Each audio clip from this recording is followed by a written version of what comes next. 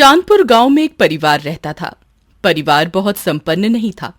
परिवार में पति, पत्नी और उनका एक बेटा सोहन था। सोहन पढ़ाई में बहुत तेज था और ये देखकर उसके माता पिता बहुत खुश हो गए थे और उसे हर चीज देने की कोशिश करते थे जिससे उसकी पढ़ाई अच्छे से हो। एक दिन, अजी सुनो, गर्मी आ गई है और सोहन को पढ़ाई में बहुत परेशानी होती है। फिर क्या करें? कूलर तो मैं नहीं ला पाऊंगा, मेरे पास इतने पैसे नहीं है। फिर क्या करें, क्योंकि इतनी गर्मी में पढ़ाई करना उसके लिए मुश्किल होगा। पापा सोच में पड़ जाते हैं। अब क्या करें? आप एक काम करिए, अभी पंखा ले आइए जिससे उसको आराम हो।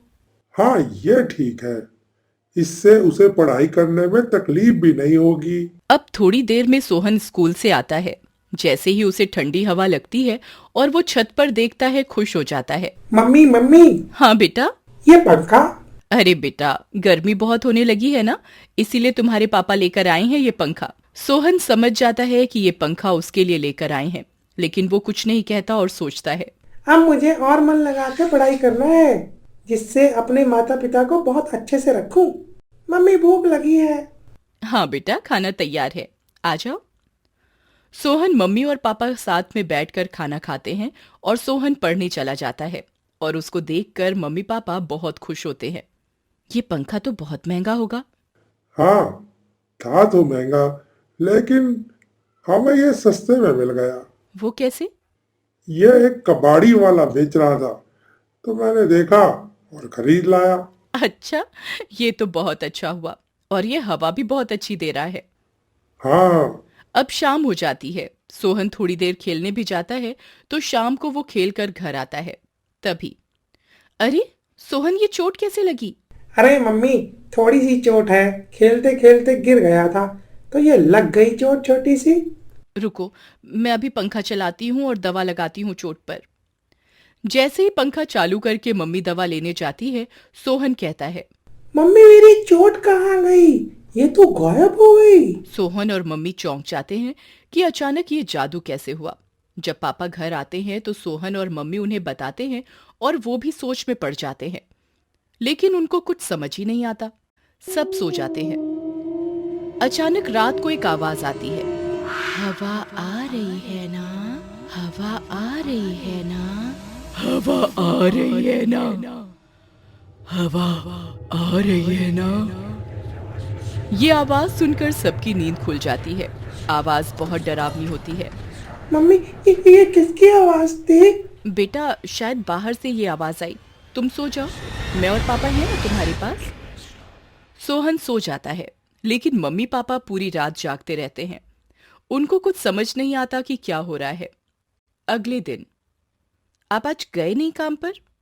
हाँ, आज थकान हो रही है और मुझे नींद भी आ रही है।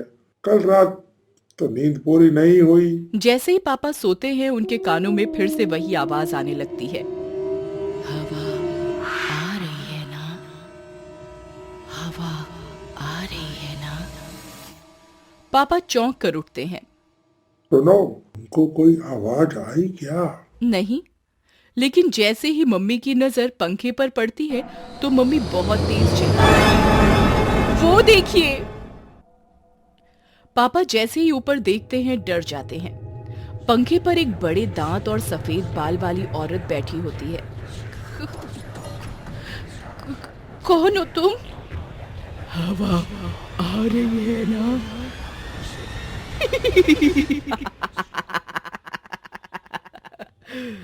हवा आ रही है ना। और चुड़ैल गायब हो जाती है। मम्मी और पापा डर जाते हैं और मंदिर जाते हैं और सोहन को भी स्कूल से ले जाते हैं। मंदिर जाकर पंडित जी को सारी बात बताते हैं। चलिए, मैं एक बार आपके घर देख कर आता हूँ। पंडित जी सोहन के घर आते हैं। सब देखते हैं और क्या हुआ पंडित जी? ये अब यहाँ से नहीं जाएगी, यही रहेगी। लेकिन ऐसा क्यों?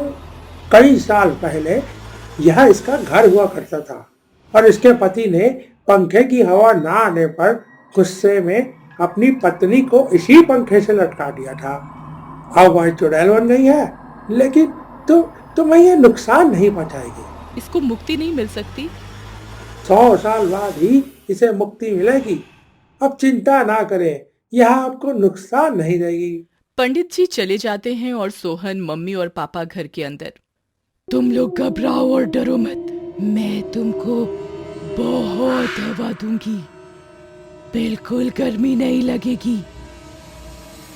थोड़े दिनों में सबकी उस चुड़ैल के साथ रहने की आदत हो जाती है। शिक्षा, कभी कभी सस्ती चीजों या फ्री की चीजों के कारण बहुत कुछ गलत भुगतना पड़ता है, लेकिन यहाँ चुड़ैल अच्छी थी तो सोहन का परिवार सुरक्षित रहा।